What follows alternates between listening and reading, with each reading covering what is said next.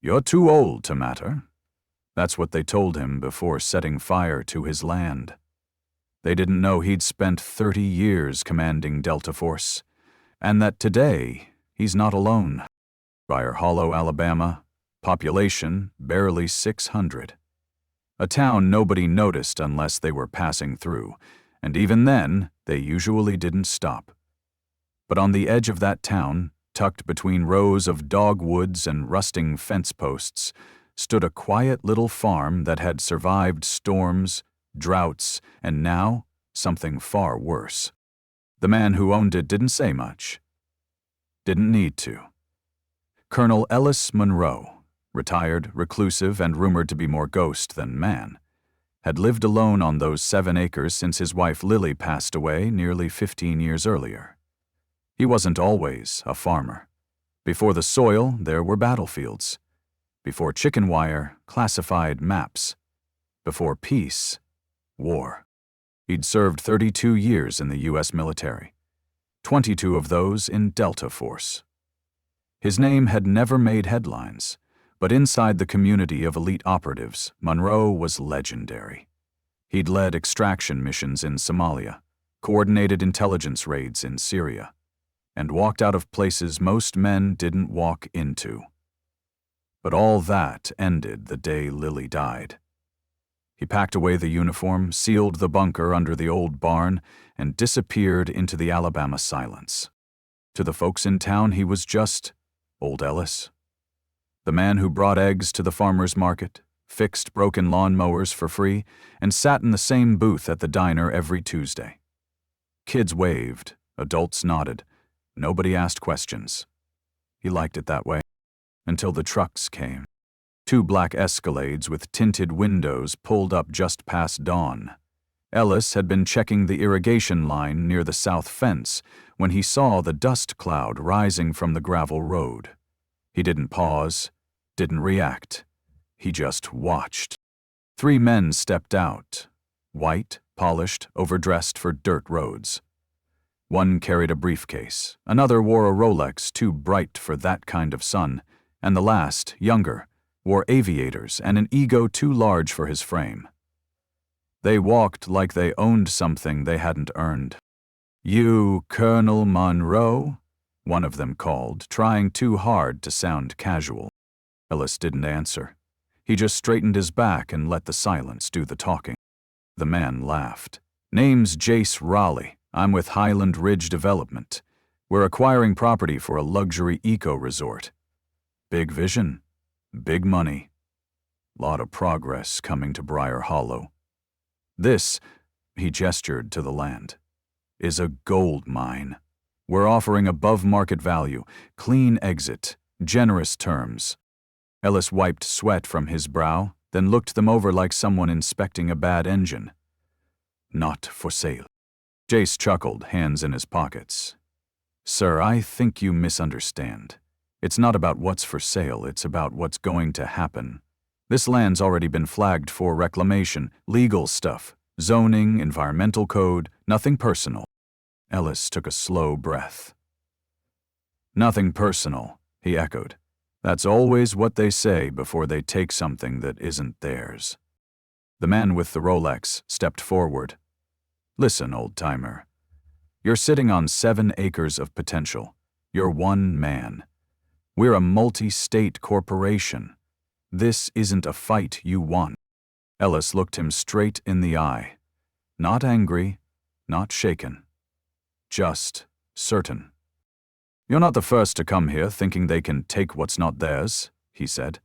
"But you might be the last." The 3 men laughed, nodded, backed off. "We'll be in touch," Jace said, slipping a business card onto the fence post like a warning. Later that night, Ellis sat on the porch with a single lamp glowing behind him.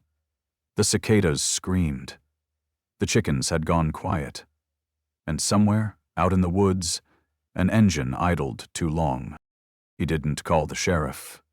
He didn't pick up a weapon. Instead, he walked slowly to the barn. Beneath the feed bins and rusted hinges was a hatch no one in Briar Hollow had ever seen. He pulled it open. Dust fell like memories. The long ladder dropped into darkness. He climbed down, and for the first time in 15 years, Colonel Ellis Monroe turned the lights back on in the war room. The first fire came 2 nights later. It started small, just a flicker near the north fence line. Ellis spotted it through the barn window, a flash of orange in the blackness. By the time he reached it, 2 posts had already been scorched, the wire warped like veins. The flames hadn't spread far. He stomped them out with practiced efficiency. But it wasn't the fire that bothered him. It was the footprints. 2 sets, work boots, wide gait. One lighter than the other, younger maybe. They didn't try to hide their tracks. No gloves, no effort, just arrogance. The next morning, a letter arrived. No return address. Inside, a printed notice from the White County Environmental Regulation Board accusing Ellis of unauthorized agricultural waste practices and citing him for potential soil contamination. It was nonsense, a fabricated violation, but it came with a threat. Pay the fine or the county could initiate land seizure under environmental hazard codes.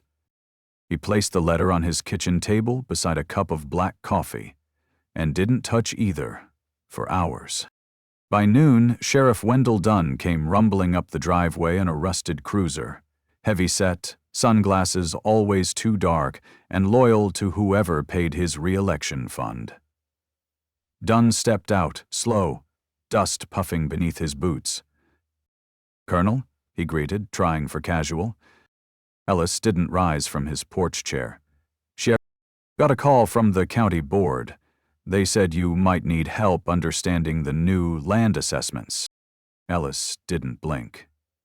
"You here to help or to collect?" Dunn scratched the back of his neck. "Look, I don't make the rules. I just deliver 'em. Nobody wants trouble, okay? These developers, they've got lawyers, lobbyists, real momentum. Maybe it's time you think about easing out." Ellis turned toward him slowly. "You came here when my barn burned down in '08. You remember what you said?" The sheriff hesitated. "You said a man's got a right to protect what's his. That still true?" Dunn shifted his stance, looked away. "Times change, Ellis." "No," Ellis said, his voice flat. "Men just get bought." The sheriff left without another word. That night, Ellis opened the hatch again, descended the ladder, switched on the table lamp. The light hummed. The bunker smelled like rust, leather, and silence. He pulled out a binder, thick, dust-covered, labeled Community Defense Phase 1. Then he pulled a phone from the drawer. A black satellite model. It had 1 number stored in it. He dialed. No name, just a voice. "You need boots, sir." Ellis nodded to himself. "Yeah, quiet ones." 3 days later, the first arrived. A tall, broad-shouldered man in his 60s named Hank Dalton, former sniper, Delta alumni, and the only man who'd ever beat Ellis in chess. He didn't bring much, just a duffel bag and a steady pair of eyes. By week's end, 2 more followed. Luis Ortega, tech recon, and Marcus Lee, logistics, and silent as a shadow. They didn't ask why, didn't need to. 1 look at the burnt fence and the dead chicken in the coop was enough. They turned the old tool shed into an ops center, reinforced the barn with cameras, infrared tripwires, and pressure sensors rigged from scrap. No weapons, just strategy. That was Ellis's rule. If they were going to win, they'd do it without firing a shot. But the enemy escalated. More fires. More notices. Then came the threats. Nails scattered across his driveway, slashed tires on his tractor, and finally, a bullet lodged in the wood beam over his porch. No note, just message enough. Still, Ellis didn't waver. He stood on his porch that morning, looked out over the fields, and whispered, You picked the wrong old man. Word got around town fast. People noticed the extra trucks coming up Ellis Monroe's road. The same old barn now had motion lights that flicked on at strange hours. Drones buzzed low above the property line like mosquitoes no one dared swat. Something was happening out there, and folks were torn between curiosity and fear. At the diner, they whispered. At church, they looked away. Some thought Ellis had finally gone mad. Others remembered the stories, whispers of what he'd done overseas, things people weren't supposed to know. Either way, most chose to stay quiet until it hit someone else. Clara Jenkins had lived next to Ellis for 30 years. Widowed, gentle, ran a roadside stand selling tomatoes and homemade jam. One morning, her produce tent was torn to pieces. Spray-painted across the wooden crate where she kept her cash box, "Cooperate or get crushed." Her grandson, Malcolm, just 16, was followed home from school by two men in a white van. He got spooked, ran through a field, didn't stop until he reached Ellis's porch. When Ellis opened the door, Malcolm's hands were trembling. "They said I was next," the boy whispered. That was the moment things shifted. Ellis called a meeting that night. Not in town, not in the church hall, but in the barn, underneath it, in the war room. 22 people came.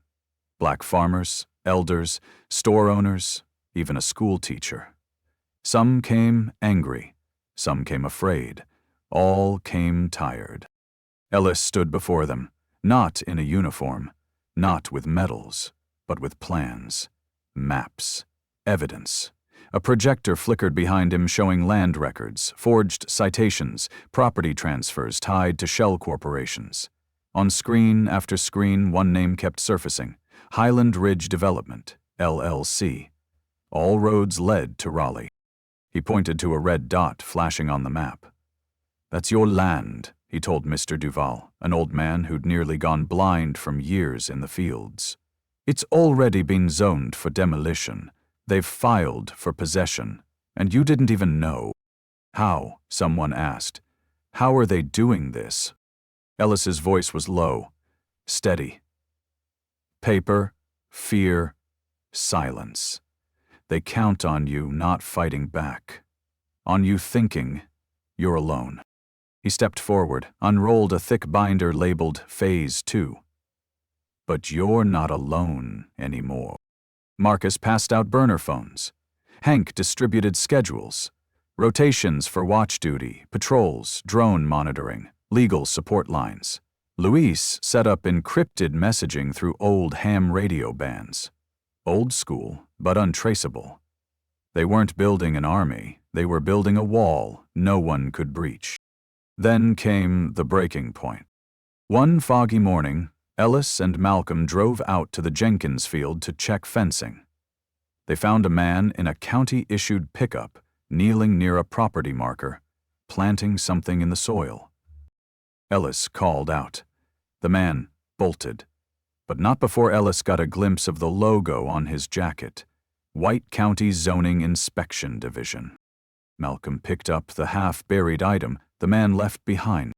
It was a plastic vial. Inside, a small amount of clear liquid, labeled in tiny black letters. Soil toxicity sample.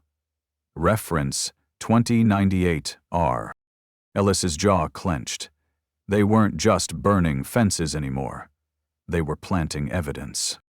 Back at the war room, Sandra Whitmore, his former intel officer, now civil rights attorney, studied the vial. She'd flown in from D.C. after receiving Ellis's call. As soon as she saw it, her eyes darkened. "They're prepping environmental grounds for land seizure," she said. "This is exactly what they did in Georgia, Louisiana, half of Mississippi. You get one test that flags hazardous runoff, and they don't need your permission to take the land. They just declare it condemned." Ellis nodded once. "Then we expose it." They scanned the files, collected documents, pieced together threads from dozens of counties. Sandra found a hidden registry of 37 properties seized under contamination clauses in the past 3 years, all from black families, all tied to Highland Ridge through layers of shadow companies. The operation had a name: Horizon Reclamation Initiative. Ellis had seen that kind of code name before. Slick, sanitized, meant to sound like progress. But underneath it all, it was theft. Legalized, weaponized theft. So he made a decision. He looked out over the people gathered in the barn, then back at the wall of maps and documents. "We don't go to war," he said. "We go to court. But we fight like we always have. Like we don't know how to lose." The wind changed in Briar Hollow the night Sandra hit send. She and Ellis sat in silence as the encrypted packet launched across digital lines. 92 pages of data, 16 minutes of drone footage, and a list of names that had been untouchable for too long. It didn't go to just one agency. It went to 5. The DOJ, the FBI, the Office of the Inspector General, ProPublica, and, quietly, to every veterans' rights group with federal pull. Then, they waited. But not for long. Day 1, 7:06 a.m., the video dropped. An anonymous account, clearly military grade, posted a slick, haunting exposé titled "The Quiet War: How Black Land is Stolen in Broad Daylight." The narration was calm, surgical.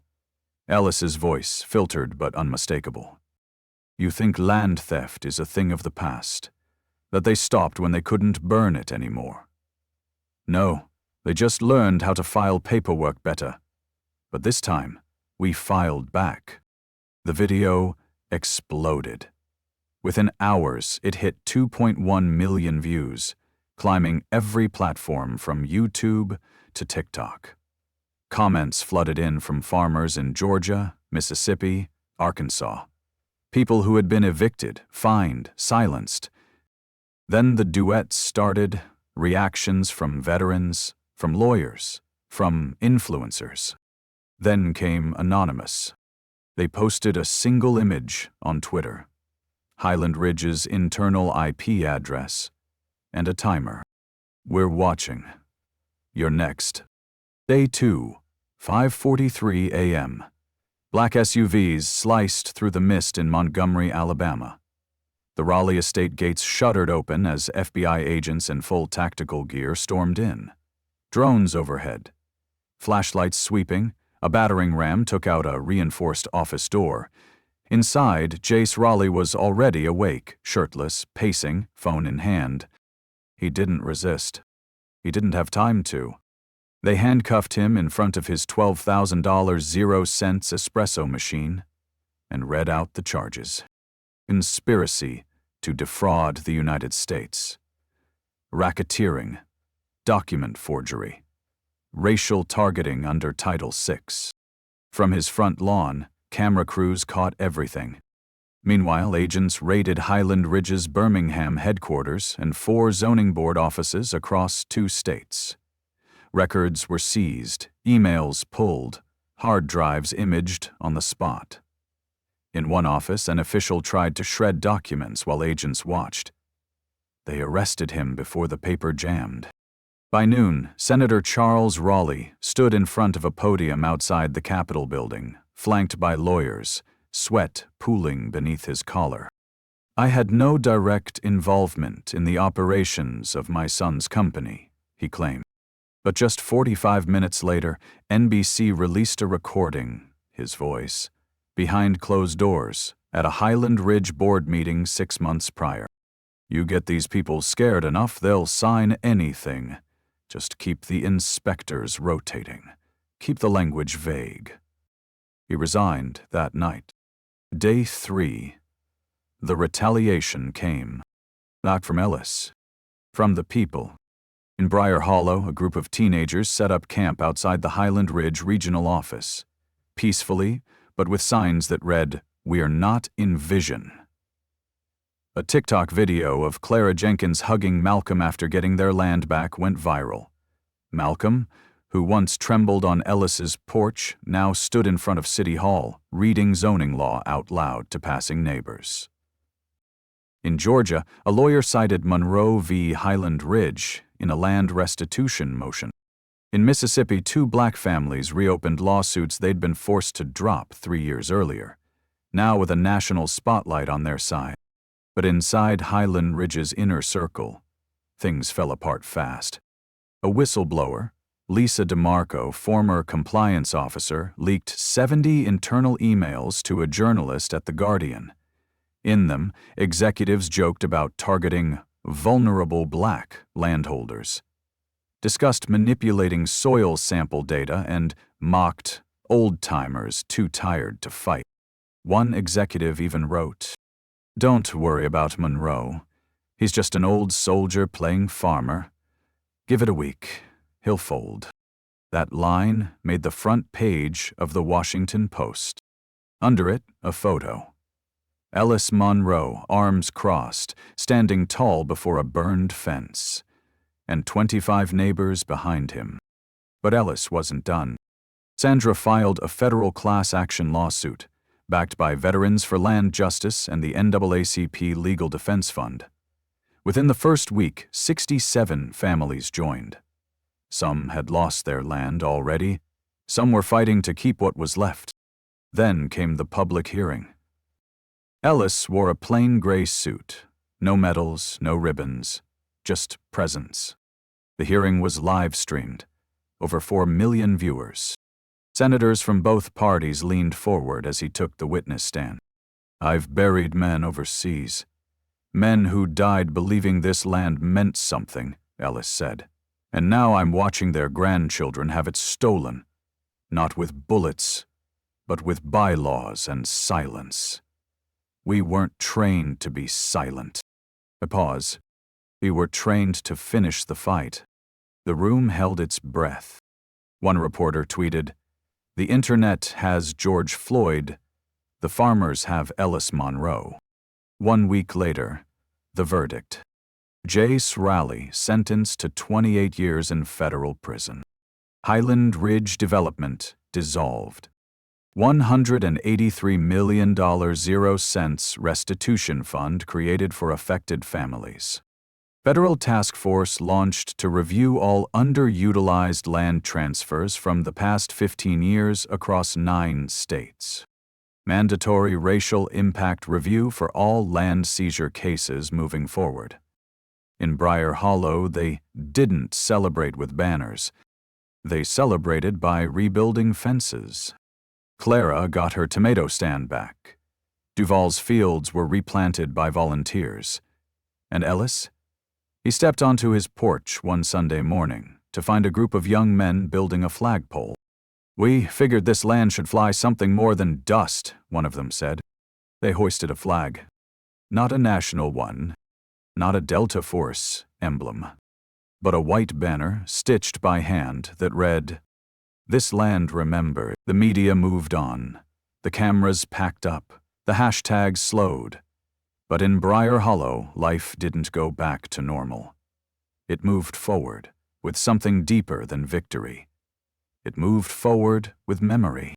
Ellis never asked for recognition. He didn't want monuments or interviews. But every morning he still walked the same perimeter, boots crunching over familiar dirt, fingertips brushing the fence rails he rebuilt with his neighbors. On the edge of the property now stood a single wooden post, carved with 67 initials, one for each family who got their land back. Kids came by on school trips. Teachers would point and whisper, "That's Mr. Monroe. He's the reason the soil still sings here." But Ellis didn't think of himself as a hero. He thought of himself as someone who just stayed when it got hard. One afternoon, Malcolm showed up with his school's civics club. The same boy who'd once cried on Ellis's porch now walked tall, confident. He shook Ellis's hand and said, "They asked us to do a project on local government.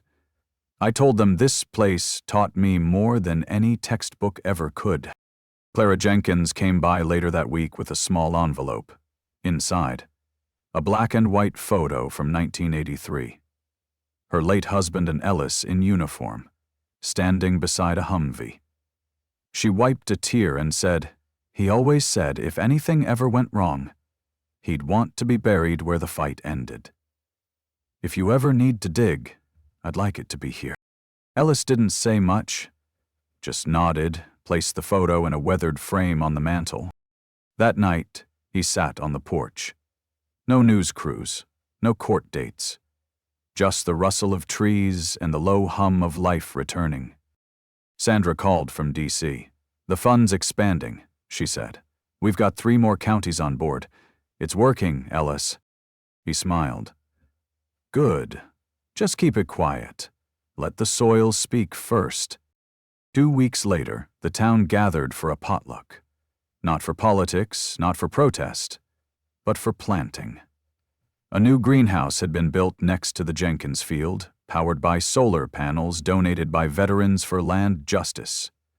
On the side of it, painted in bold white letters, "Land Protectors Initiative, Briar Hollow Hub." Ellis stood back unnoticed until Malcolm grabbed a mic and pointed him out. "We don't have a statue of him. He wouldn't want one. But we're planting something better." He pulled the cloth off a signpost. "Monroe Grove, rooted in resistance." Applause rippled through the crowd, but Ellis just tipped his hat. After the food and music, as the sun dipped low, a reporter who'd returned from Atlanta approached Ellis with a notepad. "What do you want the world to take from what happened here?" she asked. He paused, looked out at the greenhouse, the flagpole, the old barn that now housed peace. "I want them to know," he said, "that we weren't just fighting to keep our land. We were fighting to keep our place in the story." Years passed, and still. Every morning, Colonel Ellis Monroe walked the land. Same boots, same steps. But now, every fence post held a name. Every furrow of soil told a story not of war, but of what came after. He didn't speak much in town. He didn't need to. His presence was enough, quiet like thunder before a storm. One spring afternoon, a local high school teacher invited him to speak to her civics class. At first, he declined. But when she said they were learning about land rights, his voice on the other end simply said, "I'll come, but I won't lecture." He showed up wearing the same denim shirt he wore during the hearings. No ribbons, no boots shined. Just him. A man who refused to be erased. He stood at the front of that classroom and asked one question. What would you do if someone told you that everything your family built didn't belong to you anymore? The room went still. A girl in the front whispered, "I'd fight." Ellis nodded. "Then remember that. Because some fights don't wear uniforms." Later that night, he sat beneath the porch light, watching fireflies blink across the field like stars caught in tall grass. From the road came the sound of a school bus rumbling home late from a track meet. As it passed his gate, a dozen kids leaned out the windows, waving. One of them yelled, "Mr. Monroe, we learned about you in class." He didn't wave back, just smiled. Small, tired, proud. Inside his house, the radio played soft jazz. On the mantel sat photos of Lily, of Delta Force, of Malcolm delivering his first speech in front of the greenhouse, and above it all the old war room plans, now yellowed, framed behind glass, not as weapons, but as witness. Across the country, the Land Protectors Initiative expanded to 23 counties. It became part of school curriculums in Mississippi and Alabama. A podcast series titled Beneath the Barn hit #1 on Spotify for 3 weeks straight. And the flag they'd raised in Monroe Grove? It still flies, tattered at the edges, weather-worn, but standing. Not because it was the strongest fabric, but because it meant something. At a conference in D.C., a young policy writer mentioned the Monroe Clause, a new legislative requirement for community consent in land zoning decisions. A journalist asked where the name came from. She said, "From a man who reminded us that silence isn't peace. It's just the part of the story they hope you won't write." So now we ask you, what would you do if your story was being erased, acre by acre? Would you walk away, or would you stand your ground? If you believe in stories like this, share it. Someone out there needs to remember they're not alone, that their soil remembers, that justice has roots, and that sometimes the quietest man in town is the one writing the next chapter.